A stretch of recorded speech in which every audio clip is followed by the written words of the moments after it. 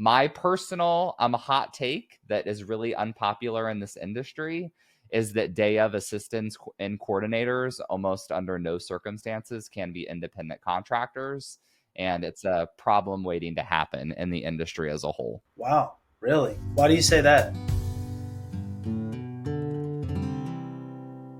Hey everybody, Eddie Babbage here, founder, CEO of Timeline Genius, your host of the Wedding Industry Insider Podcast, and I am here with Braden Drake, the owner of Not Average, which is a legal and tax firm for creatives. Braden has been focusing on and specializing in working with wedding planners for the past 5 years. And Braden, I'm really excited to have you as a former lawyer myself. As I mentioned, it's really great to have you on our podcast. So thank you for taking time out to do this interview. Yeah, super excited to be here. Always happy to chat with other lawyers, other business owners about all the things.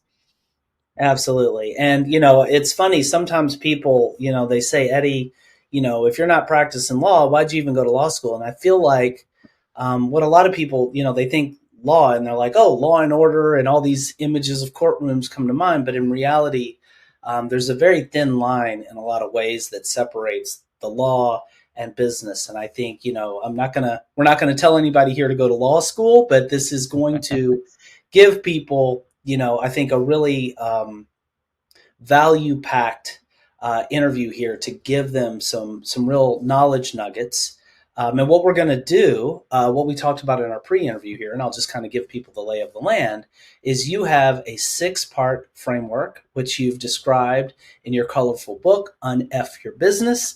We're going to get into that. And really, I think when people are done listening to this, they're going to be empowered to level up their game from a legal and financial standpoint. But before we get into all of that, Braden, I'd love it if you just would, in your own words, give people your story and tell us your background and how you got to be where you currently are in our industry. Sure. So I'm originally from Indiana, a Midwesterner at heart. I went to Indiana University.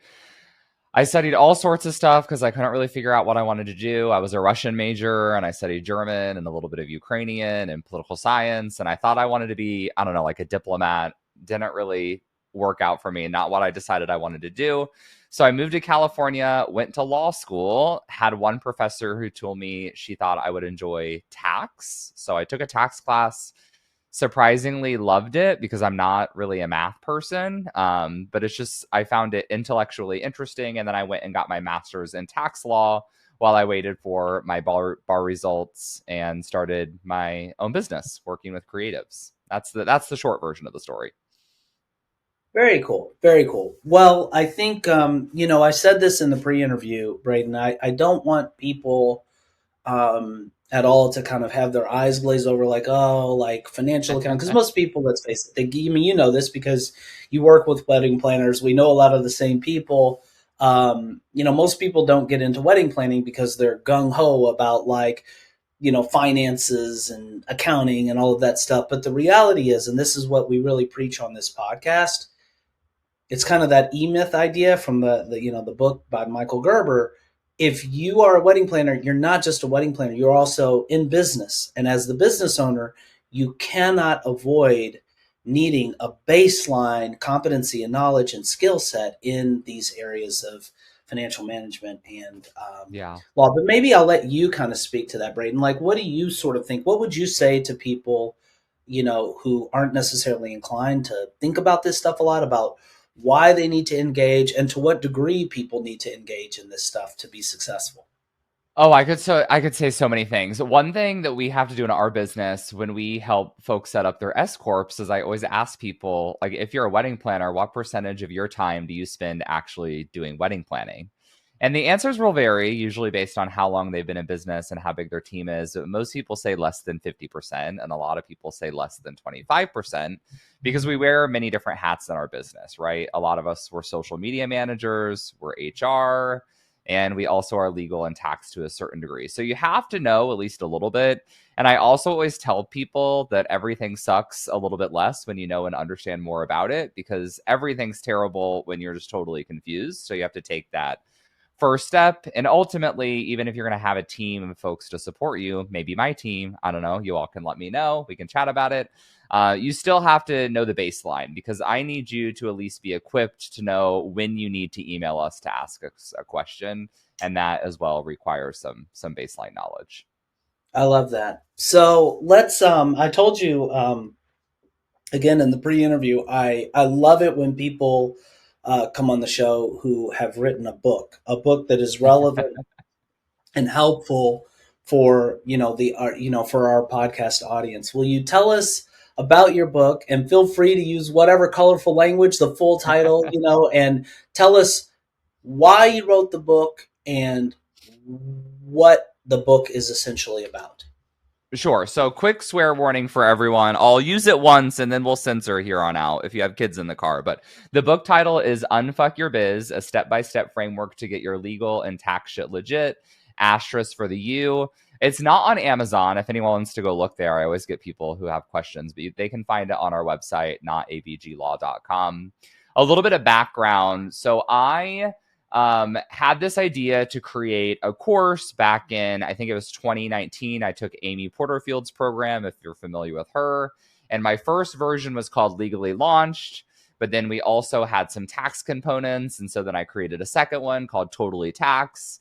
And then I ended up combining those because, Eddie, we talked a little bit about this when we were talking about ideal client. What I found was that legal and tax was not a priority for most brand new business owners. Folks were coming to us 2, 3, 4 years into their business, realizing that they messed some things up. They needed to fix those things and then get their foundation set up so they could really scale their business. So that's where the Unf Your Biz framework came into play. So I built a course for it, wrote a book, and now we actually use the book both as an entry point for people to kind of lead into our business, but we also use it as the textbook inside of our signature group coaching program as well. I love that. And Braden, what is the number one benefit, if you could, and we'll talk a little bit more about this. Obviously, we're about to get into the framework itself, but just to kind of give people the incentive and motivation to kind of take this journey with us through the framework, what is, if you had to name it, the number one benefit that people get from going through your book, going through your framework, and implementing it? Yeah, it sounds kind of obscure, but I honestly would say peace of mind is probably the biggest one. Trying to fix those, we call them legal and tax frustrations. But I mean, we could definitely get into the nuts and bolts of X number of dollars in taxes saved. That's hard to verify. We also have to be compliant with FTC testimonial rules on those kind of claims. But most people come to us and they're just like, I'm stressed out because I owe the IRS money, or I don't know if I'm legally protected. Can you help? And so it's really just helping ease that. I call it the legal and tax anxiety for a lot of our students and clients. Love it, love it, love it. And I think that's something that's very real, Braden, because, and I think it's probably very relevant to this particular industry, to wedding planners. It's a byproduct of, okay, this isn't my forte. So I'm Yeah, not going to think as much about tax, accounting, whatever legal dynamics. And as a result, without thinking about it, there's this subconscious anxiety, right? Because somewhere in your brain, wow, I've got these loose ends that I'm not really dealing with. I'm doing the head in the sand routine. So to kind of address that and to free that psychic energy up for more creativity for wedding planning and the other things that people shine at, I think exactly. is amazing. Yeah, and I shared with you earlier that wedding planners are probably our biggest sub niche within the industry. And I'll Yeah. tell you the reason I love to work with planners is because their version of messy is very different from a lot of our other clients' version of messy. The planners tend to be very well organized, and you all can imagine. Then we work with a lot of photographers and DJs and other folks who really are not as well organized as our planners. So they come to us with a lot of the anxiety, but they're also very well equipped typically to tackle this stuff. So I love that I'm here speaking to your audience right now. Awesome.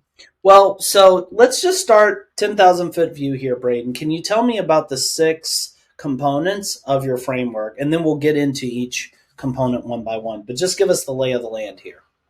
Sure. So I'm a big fan of like punchy titles. So our 6 steps each are one word titles.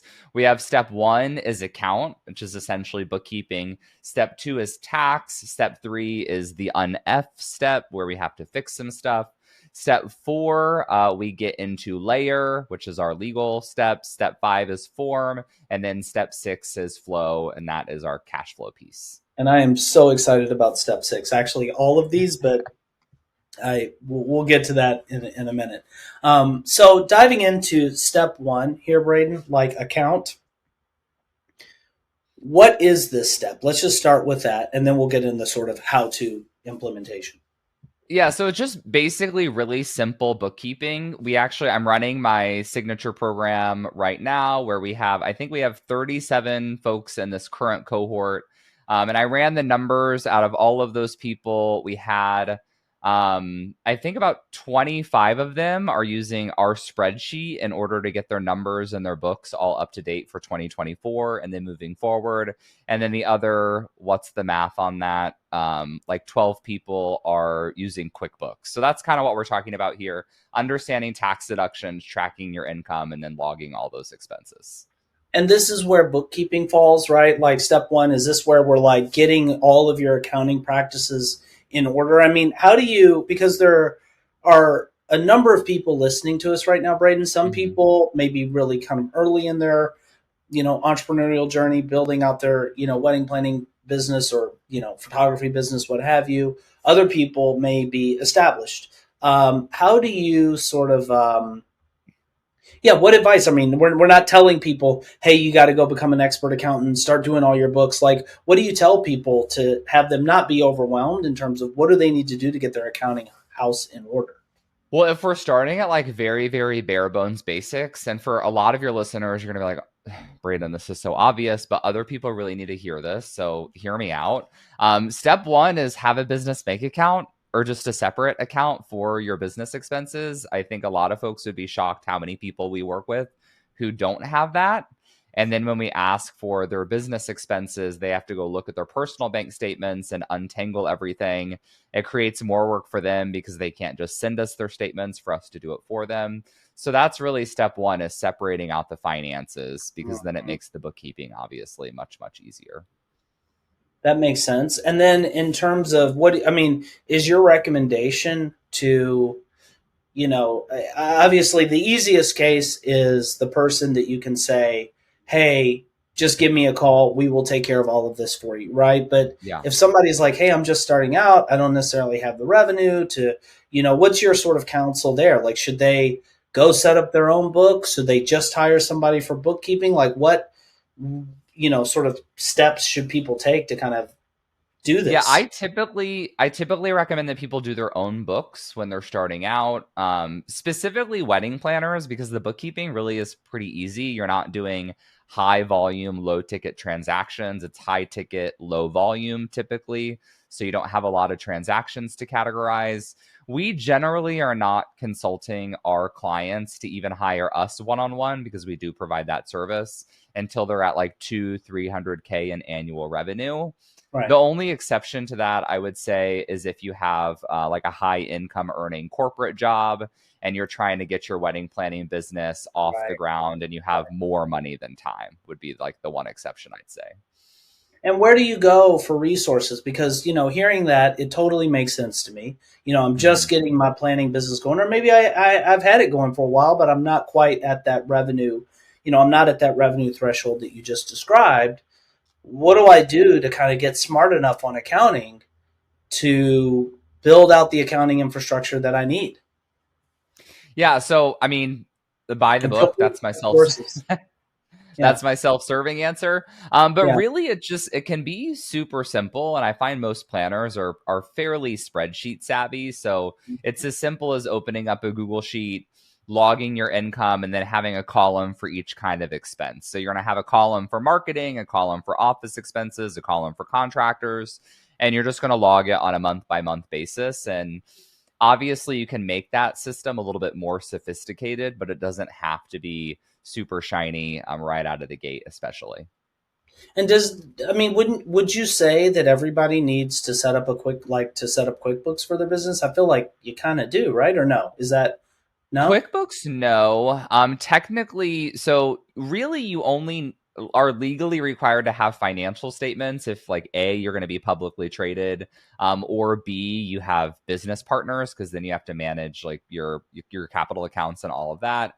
But we usually will advise people to get on QuickBooks once it's no longer efficient for them to be on a spreadsheet. And in a high ticket, low volume business, that's going to be once you hit like multiple hundreds of thousands of dollars in revenue, or until you form your S Corp. I think it's a really good idea to do it at that point. But the spreadsheet is usually sufficient for most folks up until then. Okay. Wow. I actually am learning something myself there. That makes sense. So that's good because QuickBooks, if people aren't familiar with it, I could see that being a little bit of an obstacle because it's a new software. You got to learn it. Um, Yeah. that actually makes a lot of sense. So, what are the other sort of points here? I don't want to just kind of breeze too quickly through the accounting Mhm. piece of this because I know this is actually, again, like such a critical sort of pillar of operating as a business. What are the other points that we should mention here in step one of Well, the framework?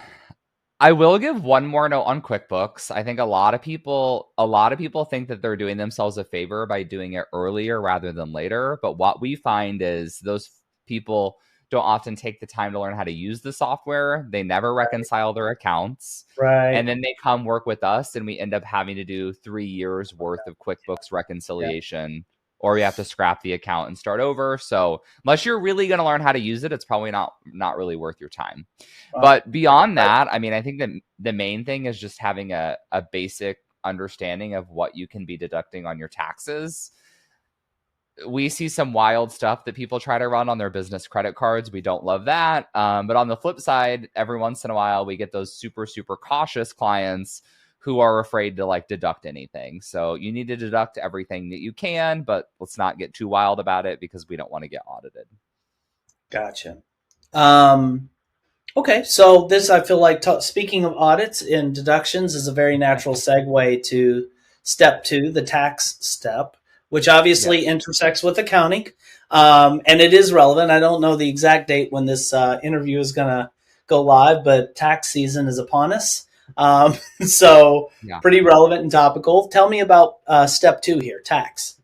Yeah, so step two, we have an objective in each step of this framework. And our primary objective in step two is to estimate how much we should be saving for quarterly taxes. Yep. We're actually recording this on today's January 16th, I think. Right. Quarterly taxes were due yesterday. So Hmm. I spent a lot of my time yesterday with clients on calls estimating their quarterly tax percentages. We had a wedding planning client that lives in New Hampshire in our program right now, whose company is operating at like 400K revenue. And then we had another wedding planning client who like just started their business. So those tax scenarios look very different. And we could run through those as some examples if you want to. Absolutely. Well, yeah. Feel free. I think those kind of cover a range of scenarios. Yeah. Yeah. So the thing about quarterly taxes, I think a lot of people get lost on this. They don't really understand how it works. But the trick is when we are employees, our employer runs our payroll and the taxes are withheld. And so we don't really have to worry about it. But when we're self-employed, that's not happening. And the IRS doesn't want to wait until the end of the year to get their taxes. So as soon as we're operating at a profit, they really expect us to be proactively paying our taxes on a quarterly basis. And that tax rate that we owe is going to be based on our household income. So if your spouse has a high income earning job, that's going to impact your tax rate. If you have one, that's going to impact it. If your business is just starting out and that's your only income source, then your tax rate's going to be really low. But we try to calculate that and then put the savings on autopilot. So that's kind of like the broad highlight of what we're talking about here. Very cool. Very cool. Very cool. So, what is one of the biggest what's it just off the top of your head, Braden? What's the biggest trap or pothole that you see wedding planners fall into with respect to taxes? I mean, I think the biggest one is just not not paying their quarterly taxes, because then you get stuck with the fat tax bill at the end of the year, which can often have interest and penalties on it. So you really just need to stay on top of it, I would say, is the most important thing. That makes a lot of sense. Very simple. It's one of those things that sounds simple, but the trick is in the doing, right? Like the focus and the especially because sometimes it's not comfortable to think about how much money needs to fly out the door. But I assume, obviously, like you do more harm than good by, not staying out in front of that. Yeah, yeah. Really Um, important to just like get the percentage calculated, and then, we start saving that amount to pay it quarterly. and the next step here, step three, is the unf your business part of your framework. Tell me about step three, Braden. Yeah, so we have a few things here. It kind of has some subparts, like an A, B, and a C I'll give you. So part A would be back taxes. So if you already owe the IRS money, or if you're behind on tax returns, we got to get those caught up, get installment agreements set up with the IRS, figure out how that's going to work with also currently saving taxes. Part B would be business formation mistakes. So we work with a lot of small businesses. I think we had at least 5 or 6 in our current cohort who've either formed their LLCs in like Delaware or Wyoming because they read online somewhere that was a good idea. But now they have filing requirements in multiple states. So we're dissolving those or transferring them to the states they actually live in. We also had one client one time who accidentally formed a corporation instead of an LLC, and then she got double taxed. We've had clients in partnerships who form single member LLCs instead of multi member LLCs. So it's fixing those mistakes. And then also contractor misclassification is a really big one that we have to talk about as well. So those are our 3 buckets here in this section. Those are really interesting points, Braden. Let's go a little further into the unf your business part, where I assume there's a relationship too between steps one and two and step three. I mean, I see some obvious points, but like how do steps one and two kind of tie in as prerequisites for step three? Yeah, so everything kind of segues here in part 3, because we have to understand the taxes in order to come up with a tax strategy, and to tackle the back taxes. What we'll see sometimes when we get clients in is they owe the IRS $10,000, and then they're like, Braden, how am I going to pay this past tax? But then I also need to be saving for my future tax as well. So we have to come up. We have something called a back tax strategy guide where we work on that. And then also, like, the bookkeeping is really kind of foundational to everything else that we do after this, because we're leading up to talking about S corps and business entities, and to make decisions on all that stuff, we have to know how much money you're making, and we won't know that until we get the books done. How scared should people be? And I assume you've seen like a whole range of scenarios. Like, what really causes a wedding planner to get audited? To get audited, well, there are lots of ways. We have state audits and IRS audits. IRS audits are, I don't want to say they're super rare per se, but they don't happen all the time. They can happen kind of randomly. But the IRS uses something called, I think it's called a DIF score. I forget what the acronym's for, but essentially it runs all the tax returns through a computer algorithm, and then they'll pull taxes for audits depending on different factors. So, for example, if your business revenue is $10,000 and you're spending $5,000 a year on quote unquote deductible meals, like, that's probably going to raise a red flag to the IRS, because they're going to say, like, how can you even afford that? And also, how are you having so many business dinners if you don't even have that many clients? That's just one example. We've also had clients here in California specifically get audited because they weren't paying themselves a high enough reasonable salary in their S corps. And then when they open that audit, they look at all the 1099s that was sent to contractors, and then all of those get audited because they likely should have been employees, which is a whole nother topic here in this NF part as well. My personal hot take that is really unpopular in this industry is that day of assistants and coordinators almost under no circumstances can be independent contractors. Really? And it's a problem waiting to happen in the industry as a whole. Wow. Really? Why do you say that? Well, about 30 states use something called the ABC test. to determine whether someone should be a contractor or an employee. Part B says that they must provide services that are outside of the usual course of the hiring entity's business. So, in other words, a photographer can't hire another photographer to be a second shooter because they're providing the same core service. But then there are exceptions to that rule, and they're different in every state, of course. And then Part C says that the person that you're hiring must have their own independently established business doing the thing that it is that you're hiring them for. So day of assistants really have issues with both of these prongs because they're providing services within the usual course.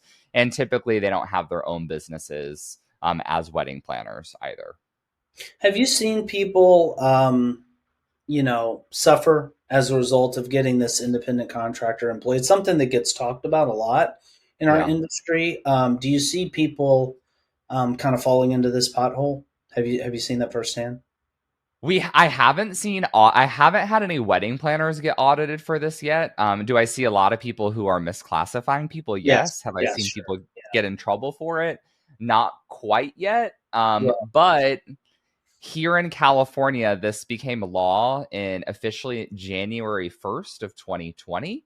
Okay. So you all can remember what happened a few months after that in 2020. I had multiple speaking engagements planned on this topic, and all those speaking engagements ended up pivoting really quickly to be like, hey, Braden, how do we keep our contracts from being canceled for all these events that are not going to happen? So I think it would have been much bigger news, but it kind of got eclipsed. And then the thing is some states like have the laws on the books, but they don't really enforce them. And it's kind of a matter of time if they ever will. Just to be super transparent about it, we don't have to get super political, but most conservative states are more pro-business. And even if they do have these laws, they don't enforce them as much. Here in California, our governor signed specific laws in place to give funding to proactively enforce this law. So it tends to be more aggressive in blue-leaning states. That's just, how it works right now. As a wedding planner, you know how important it is to create detailed wedding day timelines for your events. But creating your timelines can be a tedious and time-consuming job. Until now. Because Timeline Genius lets you create beautiful, detailed wedding day timelines with ease. And it keeps everything you need on the wedding day in one central place. Here's how it works. First, Timeline Genius saves all your clients, vendors, and venues in your Rolodex, so you don't lose time looking for their information. And when you're ready to create a new timeline, you simply enter the key information for your wedding. Click a button, and voila! Timeline Genius magically gives you a customized timeline for your event, where all the details are laid out and the times are calculated for you. From there, you can easily edit your timeline by adding or deleting items, inserting images, changing font styles, and customizing everything to your liking. You can also instantly shift the times for as many items as you want. And when it comes to your clients and vendors, Timeline Genius lets you give them the highest level of service. You can send them tailored timelines, showing only the items they're involved in. And you can collaborate by inviting them to a mobile-friendly, web-based version of the timeline. You can even set text message reminders to automatically go out on the wedding day. And once you've completed your perfect timeline, you can download it or email it out as a beautifully styled PDF. And that's Timeline Genius, a smart software that will help take your wedding planning to the next level. Start your free trial today. That's helpful, Braden. Thank you for sharing. And back on this topic of auditing, because I know as a business owner for me, and I think this is not just about wedding, industry companies, but just about businesses in general. Just the mere word audit just gives me heartburn, right? Like the idea of having to take just the time and energy and financial resources that would go into dealing with that process are enough to like I said, give you heartburn. So how to avoid it is like a topic that's interesting to me. When I used to do a little real estate investing years ago, and I remember this one guy who was teaching. He said the IRS is looking for the easier targets, right? And you kind of make yourself an easier target if your house isn't in order, if you're filing your taxes late, if things seem kind of unorganized.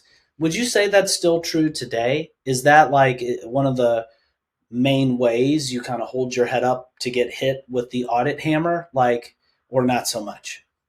Oh, for sure. I mean, if you put yourself in the shoes of an IRS agent for a moment, you would think, okay, well, what's my objective? My objective is to bring in as much tax revenue as possible, and I'm able to do that if I go after, like the people who are the messiest and get the money quickly and then move on to the next person. Oftentimes, like in our business, usually things will start out as like a paper audit, which means they're just sending you like mail and they want to take a closer look at something. Hmm. And if they're telling you, we think meals was overstated, your office expenses were overstated, and your mileage was overstated, one thing you sometimes can do is you can say, hey, can we just like start by taking a look at one? What do you need? You send them all your receipts for your meals. And then oftentimes, if they see, okay, you're doing this like really by the book, they might just like let you go on the rest of the stuff because they've realized you're not really worth their time.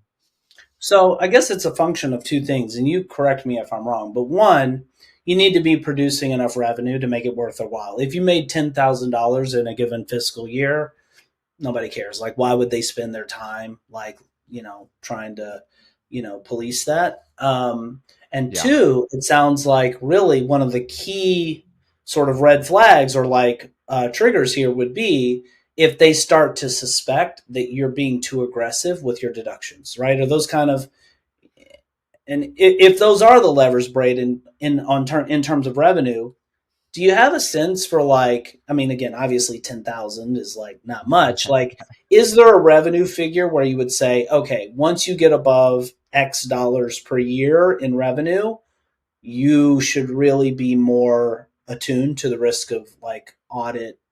Like, what's that sort of revenue threshold in your mind? Yeah, so I would say you're mostly along all of like the correct pathways there. There is just one kind of like hang up we have here, and we're assuming with that line of thinking that they are going to trust that we're reporting our revenue correctly, right? Ah, Because they yeah, they also they yeah, also might assume like if you're reporting $10,000 in revenue every year for 6 years in a row, right, right, that might not be an issue. But what I right. always tell my students is if you're deducting like enough mortgage interest as an itemized deduction that their computer can probably, say how much that house cost you then. So if you own a $2 million home, then they're going to Right, ask, well, how are you right, paying this mortgage? right. So they have ways to look into all of that. Okay. Ultimately, yeah, like ultimately, if you are doing everything by the book, then I don't think you're really going to have any issues. But the other interesting note on the revenue is that I actually learned through the IRS data that S corps are audited less often than sole props, which I found really Mhm. interesting. And I think Interesting. the reason for that is a lot of people just create Schedule Cs for everything and they try to write off everything under the sun. So yeah. It's interesting. Yeah, I mean, my wife is a consultant. I just feel like a lot of people kind of, fall into this bucket where what we're talking, certainly in our audience as well, fall into this bucket where what we're talking about is relevant. So, yeah, that totally makes sense. So, moving on in the interest of just kind of watching our time here, step forward. I may circle back because I feel like all of these steps are interrelated. So we Mhm. may kind of move up and down the stack here, but step four, layers, legal protection. Tell me about this step, Braden. Yeah, so I like to use a lot of analogies. One of them I call the layers of protection, and I tell people, it's like layers of clothing, and the number of layers you need are going to be variable based on the circumstances and the elements and where you are and all that kind of stuff. And the same is true with your business. I also like to think about this in terms of like Maslow's hierarchy. So if we think about, the pyramid, our base layer is compliance, which is just, not breaking the law. And then we Mhm. have contracts, insurance, business entities, and intellectual property. So, broadly speaking, those are our legal layers of protection. I love that. And, I mean, we're going to get into, corporate structures, entity types, but this is a separate step for you because usually when I think about entities, like, having that legal entity is giving you that, protection, as an individual. Right. But tell me about some of these sort of legal protection layers. And are we talking about, for example, my contract as a wedding planner? Is that kind of the centerpiece here? Like when Yeah. I'm, taking on it, tell me a little bit more about, how people can protect themselves effectively in this industry. So the contract and the insurance, I think, are the most important. We call those the essential layers of legal protection. That's what I'm going to recommend for everyone, like even before they get their very first client. So have a really, really solid contract. If you don't have a contract, it's going to be hard to legally defend yourself in any kind of context. And then you also want to have insurance. So hopefully, if you ever, knock on wood, it doesn't happen. But if you ever did get sued by a client, ideally you would have coverage in your insurance for your insurance company to defend you in that suit. And the first thing your insurance company is going to look at is your contract. So those two things are really very important.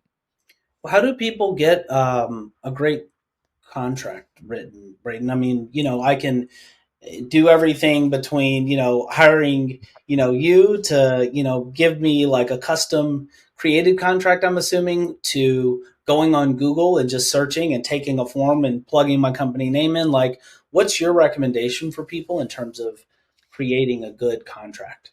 Yeah, well, my self-serving recommendation is going to be to tell everyone to join our contract club. Tagline, all the contracts you need, all in one place, all for one price. Just pay the cover and you're in for life. It's $200 now, and we have all of our contract templates in there. So instead of just one template, you get like 50 at this point, and we add new ones every month. Our wedding planning template, Eddie, you're probably going to think this is wild, but our wedding planning template at this point is like 15 pages. Wow.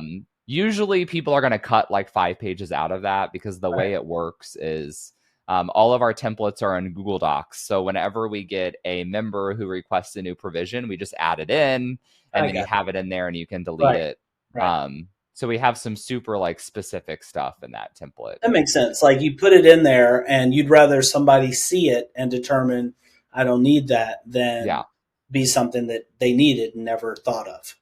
Yeah, like one specific example, we had a wedding planner who requires pre-approval of DJs before the client can book the DJ. We had another one who like they only allow people to book from their vendor list. So I'm not saying that those are good ideas or bad ideas, but I certainly wouldn't call them like the norm in the industry. Gotcha. That makes a lot of sense. Okay. I really, in my mind, I almost, and I see why these are distinct steps, but I really do think about the legal form as sort of this offshoot of the topic of protection, right? Can you, Oh, yeah. and again, I'm going to kind of work my way back to some of these, but let's talk about step 5 because I feel like it really does tie to protection, which is legal formation. Tell me a little bit about that. Yeah, so we essentially in our framework, we talk about how the legal entities protect you in step 4, and then we tell you like how to form them in step 5. Otherwise, basically it would just be too chunky of a chunk of our book, if that makes sense. But this mostly covers the LLC. So the vast majority of people that we work with, they're going to go from a sole proprietorship to an LLC. And then eventually they're going to elect for their LLC to be taxed as an S Corp. And I always tell people to think of those as like Pokemon evolutions. So in my course, I have like a little video of Charmander going to Charmeleon and Charizard. That's our sole prop LLC and S Corp.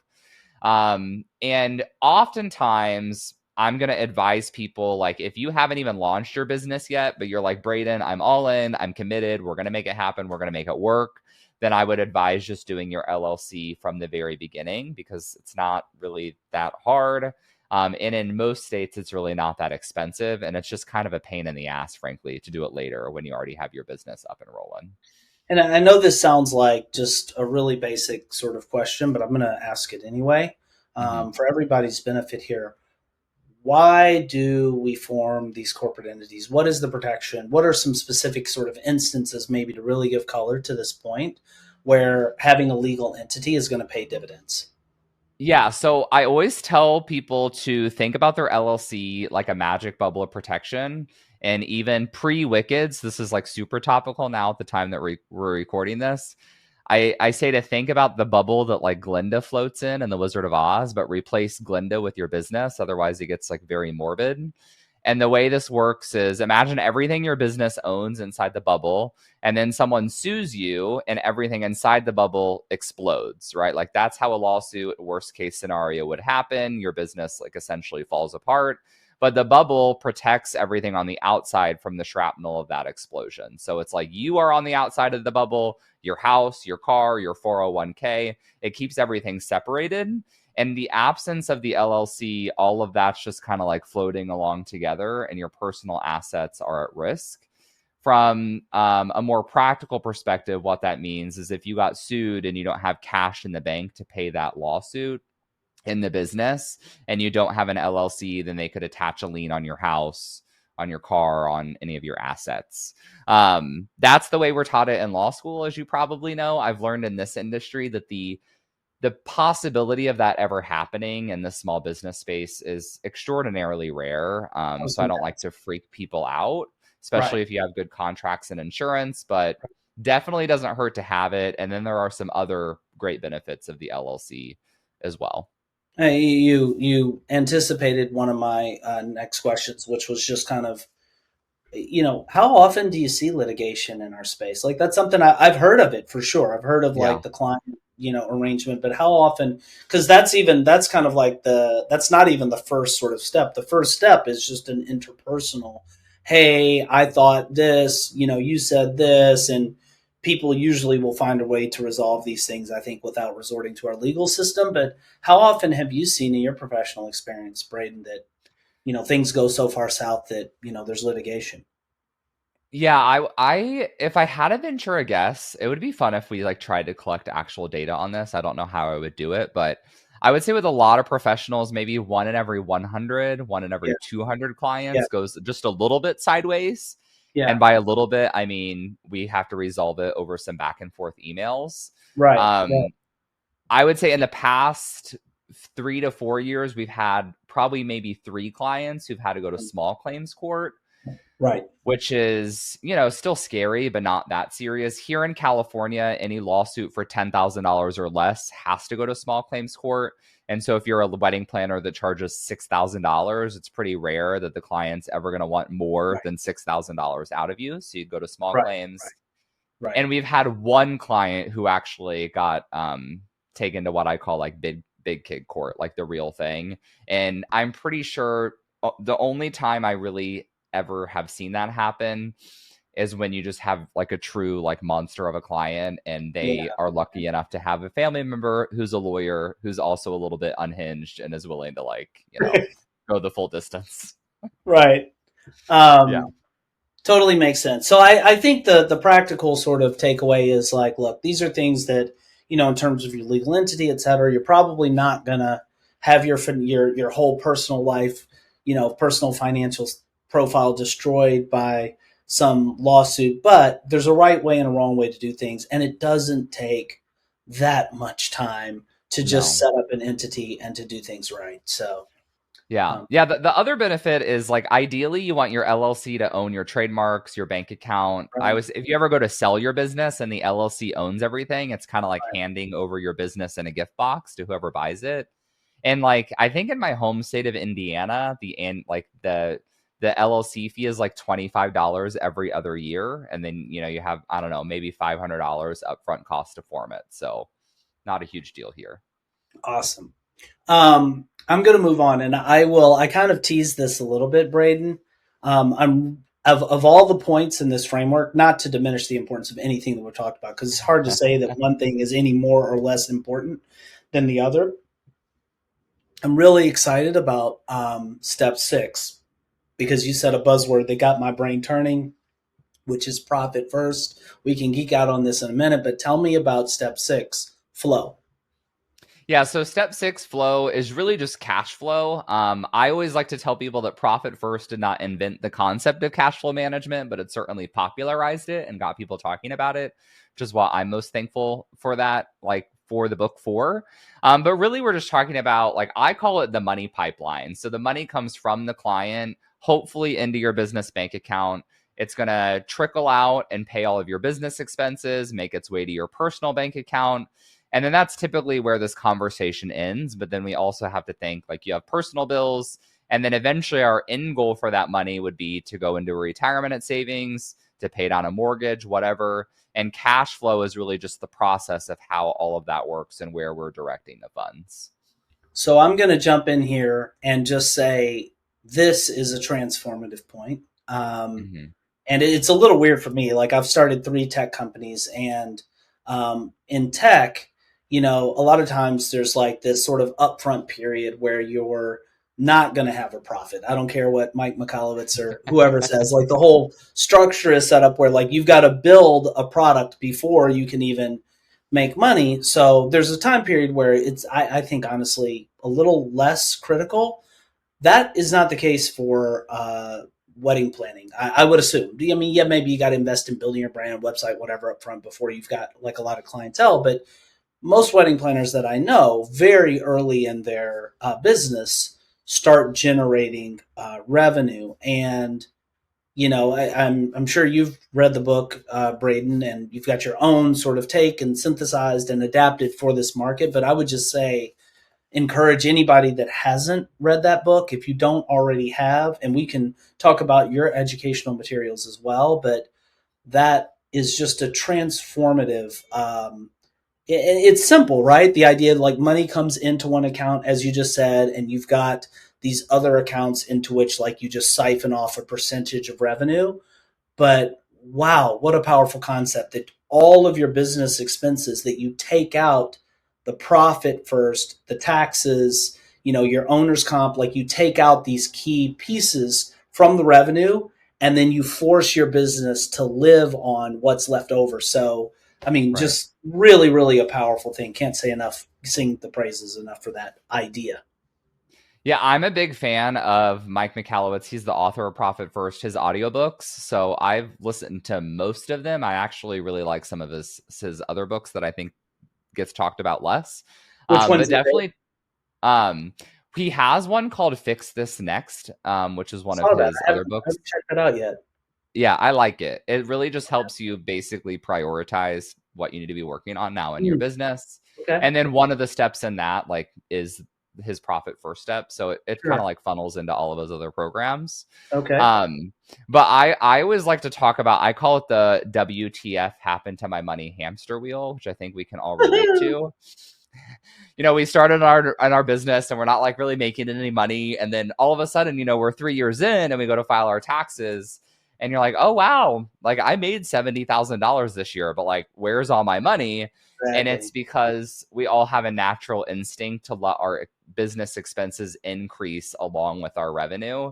And Yeah. we prioritize paying ourselves first, which is where his whole title comes from. You build that habit early on in your business so it doesn't snowball along with your revenue. Like we've all heard that expression, more money, more problems.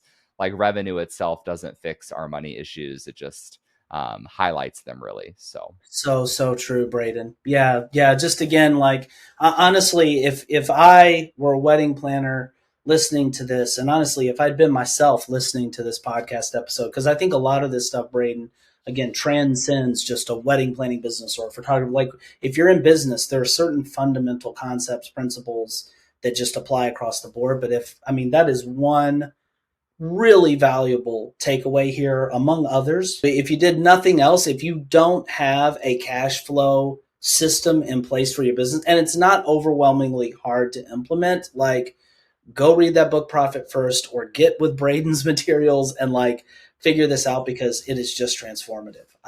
Yeah. Braden, one thing I wanted to do, I intentionally tried to leave us a little time here on the back end, because and this really caught my attention, as I know that you are not separately like a business consultant, but we also talked about how oftentimes when you're involved in the legal and financial aspects of helping people, there is this sort of naturally emerging skill set around like business in general. You've built, your own business here. I just want to hear from you, like really open ended. It can be about law, it can be about financial management, whatever it is. Like, what would, what are, what's one of the biggest business lessons that you've learned over the course of your career? I have so many. Like I consider myself really like a business owner first and a lawyer second. So I have team members that do most of the legal work for me now.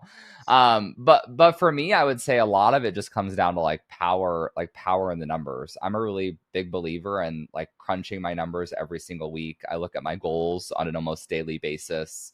I'm looking at leads, sales, all that kind of stuff. I think a lot of us just really lack the like I'm going to say like the front of brain awareness around our numbers. We wait too long to look at them, and then we don't see dips in our KPIs until it's too late to actually do something about them. So by looking at your goals, your metrics, your revenue, your profit on at a minimum, I would say a weekly basis, as I call mine my finance Friday routine. I think it's so helpful to keep your business like out of the red and running smoothly so you can spot the problems as they're happening and not months later. Living and dying by the numbers, not living and dying, but just like really staying on top of your numbers is something that you feel like has contributed to your, building of your business. Right. Yeah, exactly. A lot of us, I mean, especially in the wedding industry, I think people instinctively know when their busy seasons are and when their slow seasons are. But do you know, like, still how many leads you should be getting in your slow season or what your social media engagement should be doing in your slow season to know how this slow season compares to last year's? Because you also, Eddie, have probably heard, what's that thing that people say? They're like, the results you're getting today are a result of like the Yeah, impact your business was having six absolutely. months ago or whatever. Right. Yeah. Yeah. No, totally. That makes sense. So just to pop up one level even higher here, Braden, and this is a question that I've asked every guest that we've ever had on the podcast. I know we've covered a lot of advice, including the very important tip that you just shared. If you had to give one piece of advice, though, to our audience, and it could be about anything, mindset, goals, whatever it is, like one piece of advice that you feel like would help them as much as possible in building, in being successful in our industry, what would that one piece of open-ended advice be? Probably because this is most top of mind for me right now is I would tell everyone to ask themselves what they're very passionate about, what they're good at, and how they can do more of that in their business and start to do less of the other things so that they have more brain space, to do their own superpower. And that's where, like the team building and the efficiency stuff comes in. Why is that top of mind for you right now? Well, I just did like my first mini team retreat last week in North Carolina. We did a big team photo shoot. I've also been talking a lot about, team building and worker classification. But for me, Right. it's, realizing what I'm not great at. I just hired a new client success coordinator in our business as an employee. And her job is basically to make sure that everyone on my team is meeting their deadlines. She's kind of like an integrator and also to follow up with our clients to get them to schedule appointments. I'm really bad at that kind of stuff. I'm a big ideas person. So I always say my brain's like living 6 months in the future. I love to do planning. So when it comes to the day to day, like I need someone else to help us do that. And so that we can get, fabulous results for our current clients that are working with us. Love that. Really powerful. I agree with you, Braden. I think that's a real pitfall that we entrepreneurs tend to fall into, is kind of feeling like we have to do everything ourselves. But in reality, nobody, and it's not any flaw or defect, like there's nobody that's great at and enjoys, every important part of building a business. So that is really Right. sage advice. And Braden, what would you say to, and I know there are a lot of people out here that kind of fit this bill. I acknowledged it at the beginning of the interview that this isn't the thing that lights people up, like thinking about like S corps and Uh-huh. QuickBooks or whatever, like some of the things we've been talking about. For the people that are at a stage in their business where, or who just flat out just are like, I just want to have an expert, that I can talk to and get guidance and assistance in some of this important stuff. For all those people, um, how can they get more access to you, either through your course offerings or through direct engagement? Like, how can people get more access to you? Well, first, follow along on social media, our Instagram. And I'm actually, personally, I'm most active on Threads, but I'm on Threads and Instagram. You can send me a DM, not AVG Law. So AVG acronym for average, not AVG Law. You can get on our email list on our website, grab the book, join the contract club, and we can always chit chat about whether it makes sense to work with you in one of our group programs or in a one-on-one service. But we also put out a ton of really, really great free resources through our blog and our weekly email newsletter. I love that. And yeah, I guess, the time always flies when doing these interviews. We could talk about this stuff for a long time, but I really do think, Braden, we covered, I love it. Like I said, when people come on with a book, come on with a framework, because it gives us just an organized and succinct way to get through a bunch of important material. So I just want to say thank you on behalf of our Timeline Genius community and all of our Wedding Industry Insider podcast listeners. Thank you for being here, and thank you for sharing all this valuable information with us. Yeah, thanks so much for having me. It was fun.